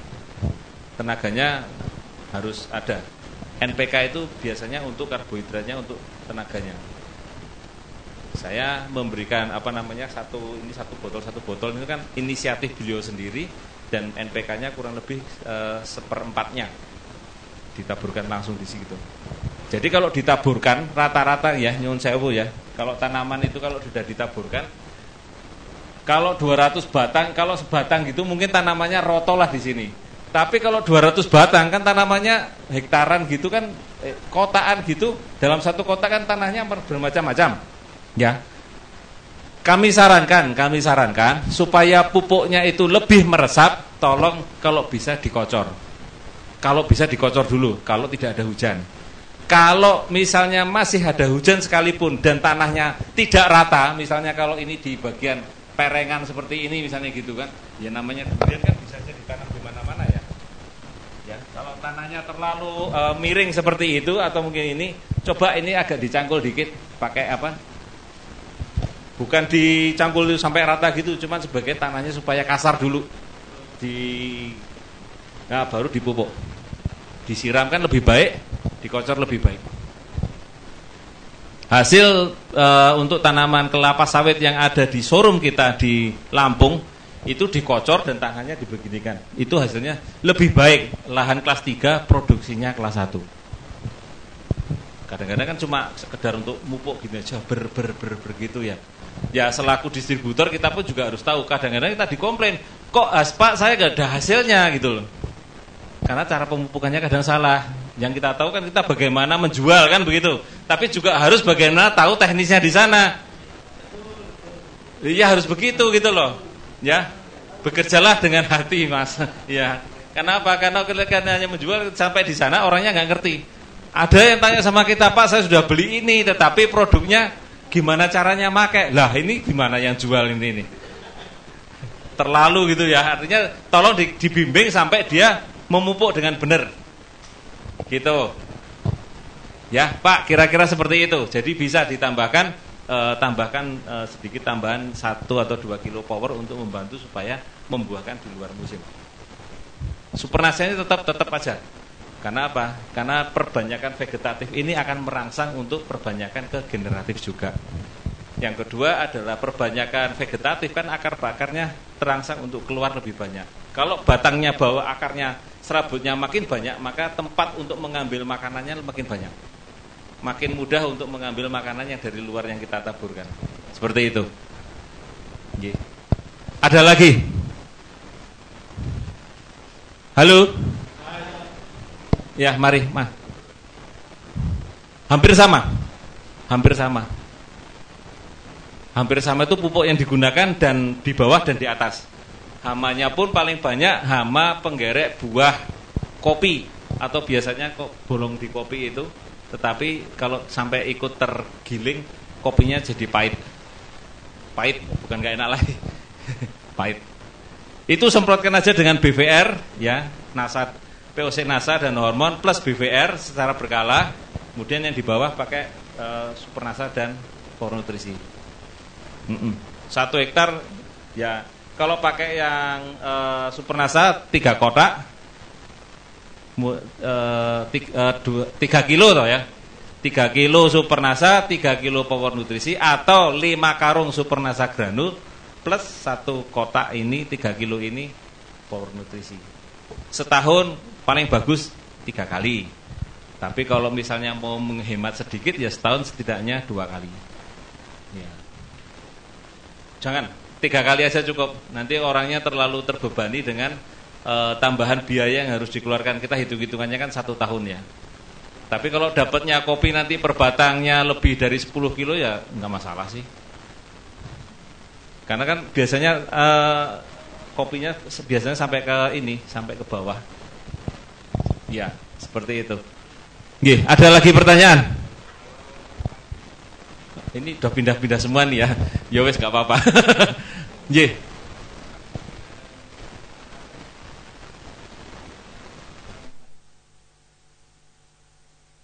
Heeh. Heeh. Heeh. Heeh. Heeh.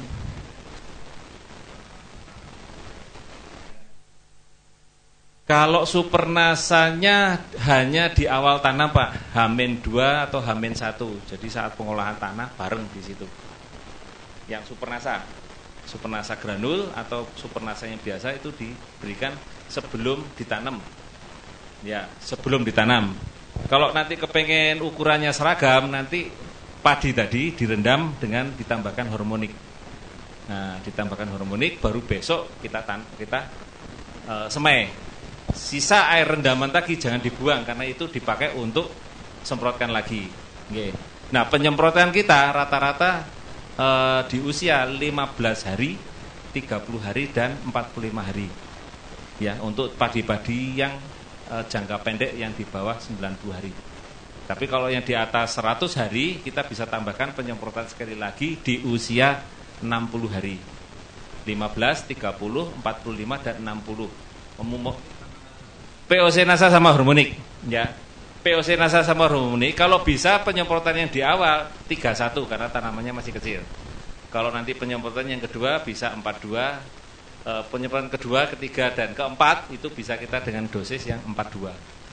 Lebih karena sudah tambah umur kan, semprotnya tambah dosis. Gitu. 4 POC, 2 hormonik. 1 tangki. Saya jarang menyarankan kalau sudah paham pupuknya tidak apa-apa. Itu di antara umur 25 sampai 30 hari. Ya. Kalau sudah di bawah 25 hari supernasanya pun enggak usah dipakai karena efeknya juga enggak terlalu ngefek, tapi dibanyakin pada proses penyemprotannya. Kalau tadi standarnya cuma 3 kali, ini semprotkan jadi 5 kali, tapi enggak pakai supernasa. Kalau sudah kita kan ketemu konsumen kita kadang-kadang kan umurnya enggak jelas nih. Kadang ketemu pas dari awal, kadang-kadang pas ketemu sudah nanem kan gitu. Sudah gitu kan bingung. Ya, kalau sudah ketemu yang di bawah 25 hari supernasanya enggak usah. Tapi pakai penyemprotannya setiap minggu sekali, 5 kali. Penyemprotan yang pertama dosisnya 31, yang ke berikutnya 42. Seperti itu, supernasanya ditinggal. Tapi kalau mau pakai power, ya berarti powernya masuk di usia kurang lebih sekitar 25 sampai 30 hari. Itu udah mulai bergeser antara tanaman dari vegetatif, dia batang dan akarnya baru sekarang mengarah ke pengisian buah. Seperti itu. Gitu Pak. Nggih, ada lagi. Cekap. Ada lagi? Yang lain? Cukup? Oh, ada lagi. Bentar.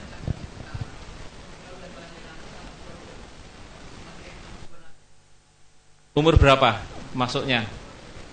Seminggu masih berani. Pakai supernasa masih berani. Tapi kalau sudah lebih dari 2 minggu kita nggak berani. Artinya bukan nggak berani apa-apa ya, beraninya dikasih berani, cuman kan efek yang ditimbulkan itu loh, yang nanti kok hasilnya kok nggak begitu beda jauh kan, mendingan saya sarankan mendingan banyak yang semprotnya. Karena apa? Karena sudah bergeser nanti proses vegetatifnya sudah nggak terlalu kencang-kencangnya. Jadi arahkan ke penyemprotan yang lebih banyak dengan waktu yang lebih pendek, dipendekin. Begitu, Pak.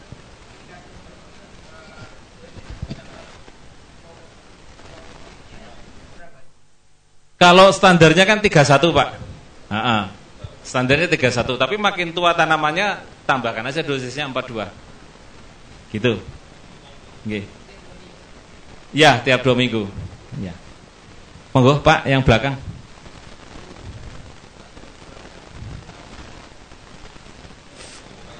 Fitura karena teknis kita di manajemen Pak saat ini kami memang tidak produksi lagi. Ya. Belum ada. Nggih, belum ada. Beda Pak, yang satu kan ini adalah untuk virus yang untuk mengendalikan ulat ya. Nah kalau ulat kita gunakan untuk instar 1 dan 2, artinya yang ulat-ulat yang muda 1, 2 dan 3, begitu setelah pecah telur tes gitu 1, 2 dan 3, umur sekitar 3, instar yang ketiga kita masih berani pakai pentana. Pentana plus aero, itu lebih jos. Asal jangan ketuaan ulatnya sudah gede-gede segini gitu kan. Itu ketinggalan banget itu. Yang agak kecilan, yang ular-ular yang instar 1, 2 dan 3 yang masih itu kita berani dengan pentana. Lebih cepat. Ya. Pakai kimia terpaksa. Kalau udah besar kan berarti terlambat, pengamatannya juga terlambat kan gitu. Nggih. Kalau untuk menjaga seperti itu, kita pasang metilat dulu. Metilat ini sebagai salah satu cara untuk kita mengetahui adanya serangan-serangan ataupun adanya serangga pengganggu yang ada di situ. Metilat itu semua tanaman loh ya, termasuk kakao sebetulnya. Itu banyak nggak tahu serangga kita yang ada di sini itu yang suka ganggu. Kadang-kadang kan, loh kok ada kupu, loh kok ada ini, ketangkep gitu deh. Karena metilat ini fungsinya bukan hanya untuk lalat buah, tetapi juga sebagai salah satu sensor indikator kita untuk melihat serangga yang lain. Sementara saya belum berani mengatakan itu. Iya. Iya. Iya, mau nggak mau kalau sudah gede segini itu udah nggak bisa lagi. Kalau yang masih kecil-kecil dengan pentana masih jos. Ada lagi? Oh nggih, kayaknya satu-satu mulai banyak nih. Nggih, ya.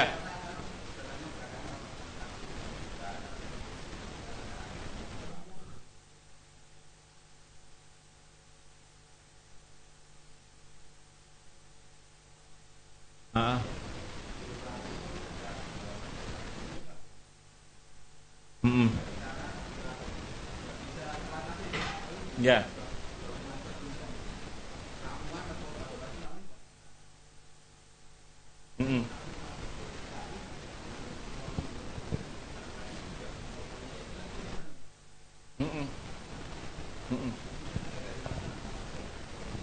Saya tanya dulu, karena tanaman-tanaman yang berbatang lunak rata-rata tidak tahan terhadap adanya tanaman yang jenis dari babadotan. Bapak tahu babadotan nggak? Tahu. Itu pantang hukumnya ada di tanaman yang tadi. Misalnya ada cabai, ada terong, pepaya dan sebagainya, itu pantang. Satu, dia sering menjadi tempat hinggap atau tempat berkembangnya virus, ya. Sehingga rata-rata babadotan. Yang lain tahu nggak babadotan?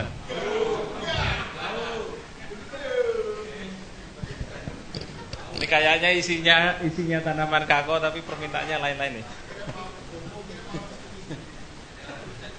Ya.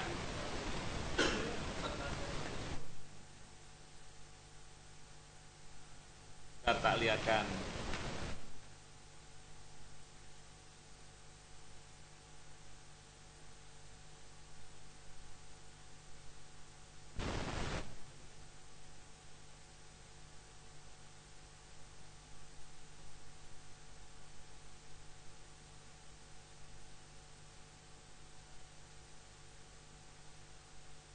Tali tak taruh di mana? Hah?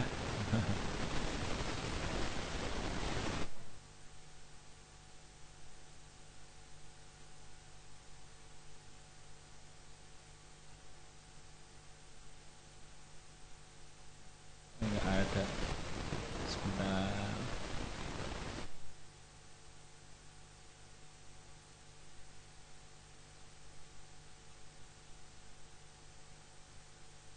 Hah? Enggak, lihat aja ya sini ya.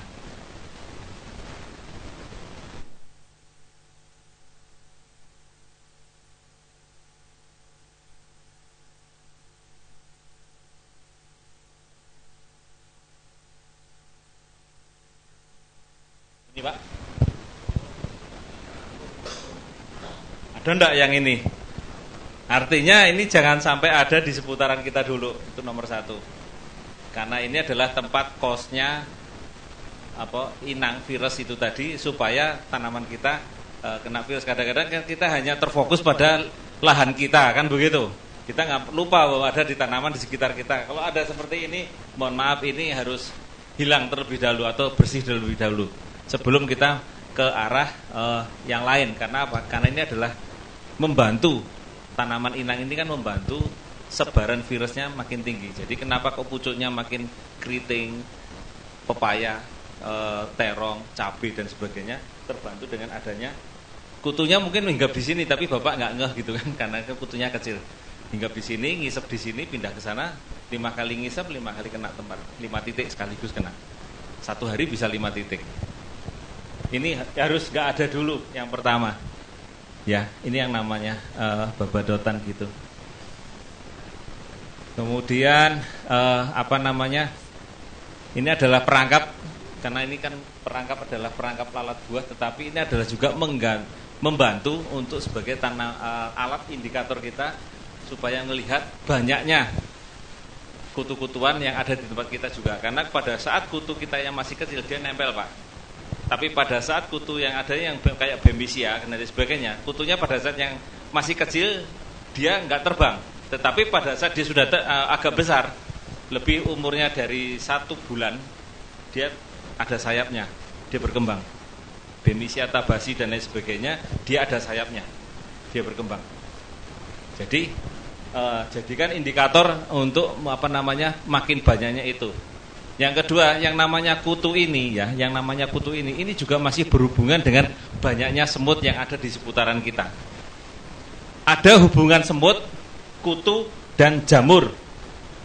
Kalau pada tanaman-tanaman buah, kalau kita lihat, mohon maaf ya, ini adalah tanaman, kemudian di bagian pucuknya ini, kadang-kadang di bagian atas ini warnanya hitam. Betul? Ini adalah bagian pucuk, ini banyak kutunya, ini warnanya hitam. Dan di sini juga dirubung sama semut. Betul? Hubungannya semut, kutu dan jamur. Pada saat ini semut ini memindahkan sang kutu dan dia mendapatkan hasil dari madu dari kutu tadi. Kutu tadi dia nggak bisa berpindah kalau tidak pindahkan sama semut.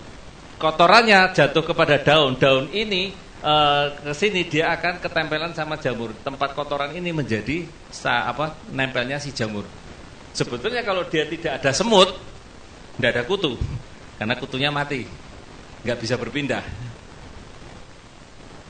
Tetapi kalau ada semut, hubungannya kan ada 3, semut, kutu sama jamur. Kalau dia nggak ada semutnya, kutunya, ya dia nggak bisa berpindah, mati. Kalau dia nggak ada kutunya, berarti nggak ada jamurnya. Yang dilihat adalah sering jamurnya. Lalu caranya bagaimana? Kalau kita sudah terlalu banyak seperti itu, yang paling pertama adalah kita gunakan perangkap, menggunakan tanaman perangkap kalau bisa, yang biasanya warnanya kuning gitu ya. Ada kenikir, ada dan sebagainya, itu taruh di tengah-tengah, taruh di antara tanaman pepaya, atau kalau enggak di bagian pinggir lahan, itu kasih seperti itu, karena dia akan mengarah ke sana, supaya enggak mengarah ke tanaman kita di bagian pucuk. Ada kenikir, pokoknya semua yang tanaman penarik serangga lain. Kalau di tanaman sawit ada bunga pukul 8 dan lain sebagainya, itu bisa untuk narik ke sana. Bunga pukul 8 istilahnya. Itu untuk menarik itu seperti itu. Ya. Dia narik. Dia hanya menarik aja tapi tidak mematikan. Nah, untuk pencegahannya ya memang secara berkala kita semprotkan yang namanya pentana, Pak. Pentana kita semprotkan tambah dengan aero. Karena pentana ini adalah minyak. Jadi kadang orang beli pentana cuma pentananya tok. Kalau pentana tok dicampur dengan minyak, nggak nyampur. Nah ini kita tambah dengan aero sedikit, setengah tutupnya saja, ya. Ya, pembantu supaya menyatukan antara minyak dengan air, sekaligus untuk membersihkan tangki, Pak. Jadi kalau kita menggunakan tangki supaya karet-karetnya itu tidak melar karena pestisida, dan baunya pestisida juga hilang karena aero tadi. Ini dilarutkan, disemprotkan secara berkala. Seperti itu. Ya, memang kutu ini memang sungguh sangat ini ya. Tetapi harus ada selain kita lakukan dengan penyemprotan, kalau di kami adalah juga menggunakan dengan tanaman inang untuk membantu supaya serangannya tidak mengarah ke tanaman.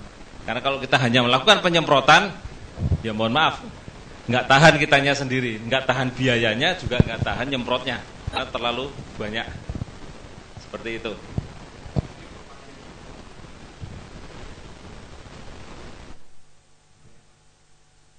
Boleh. Yang nggak boleh adalah yang nggak boleh adalah babadotannya, Pak. Iya. Cabut,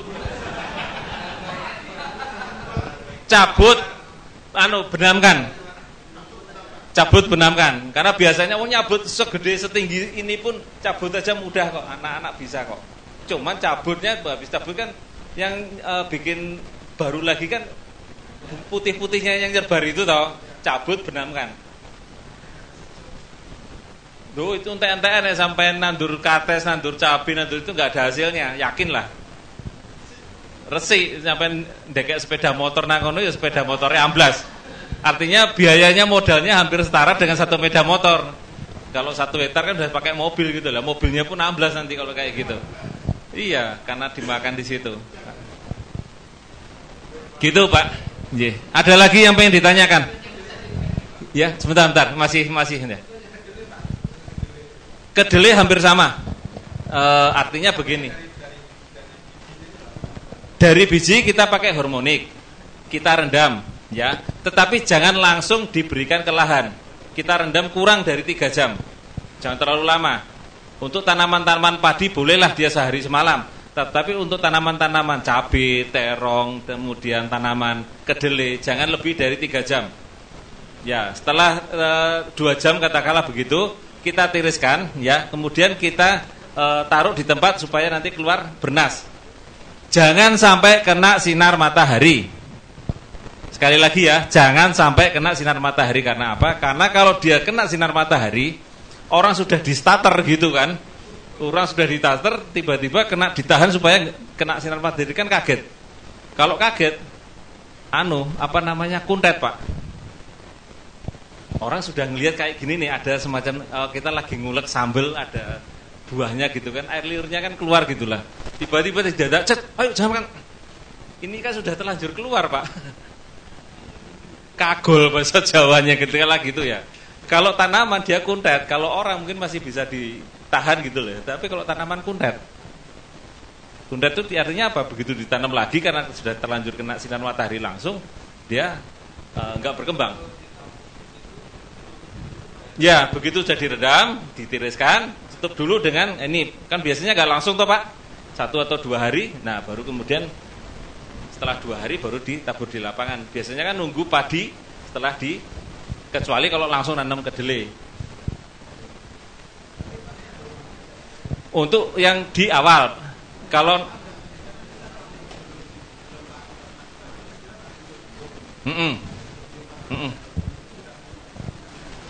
belum, kalau itu baru di awal saja, waktu di awal.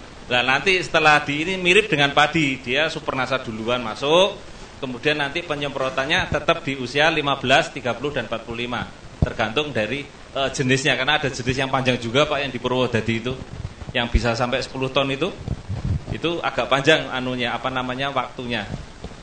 Dia bisa nyampe sekitar 10 ton yang Purwodadi, yang jenis terbaru ya. 10 ton itu berarti umurnya agak lebih panjang daripada yang tanaman normal. Yeah. Basah, kering panen. Kalau ya gimana?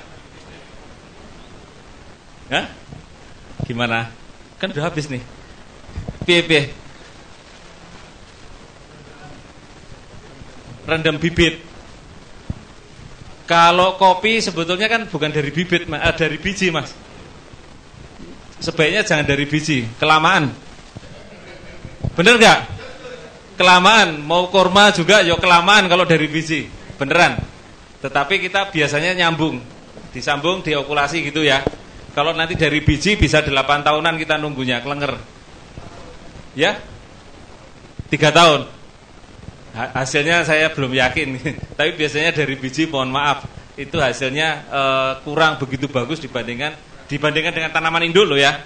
Itu biasanya berbeda banget dengan tanaman induknya. Kalau pengen kita menyerupai dengan tanaman induknya, kita lakukan dengan okulasi atau sambung.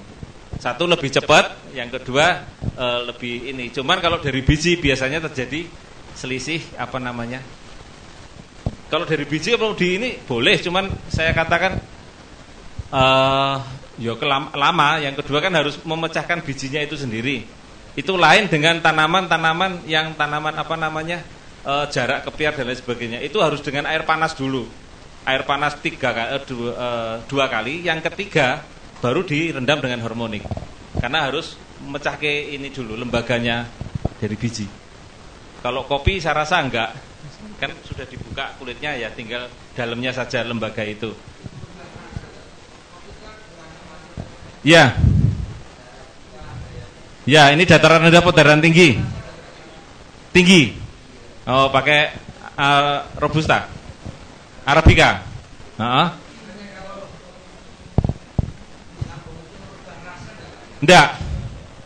Enggak. Kalau biji malah mungkin merubah rasa. Kalau biji mungkin malah merubah rasa. Yang pasti akan merubah ke produksi. Yang pasti loh ya, merubah ke produksi. Kalau indukannya bisa sampai katakanlah 80 kilo misalnya begitu, kalau nanti anakannya mesti berkurang. Itu mesti. Tapi kalau okulasi atau sambung enggak. Kalau rasa enggak.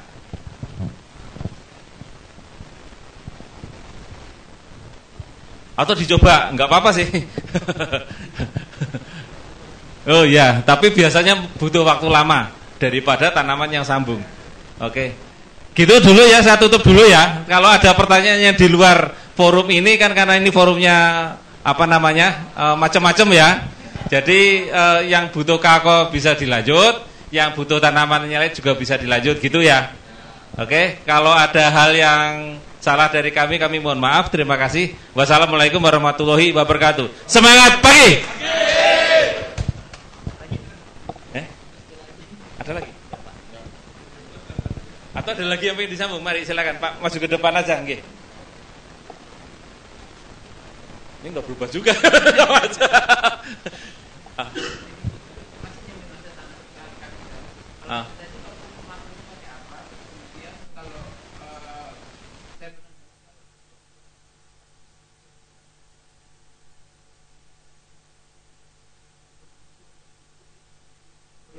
Terlambat kalau dolomitnya di atas 2 minggu.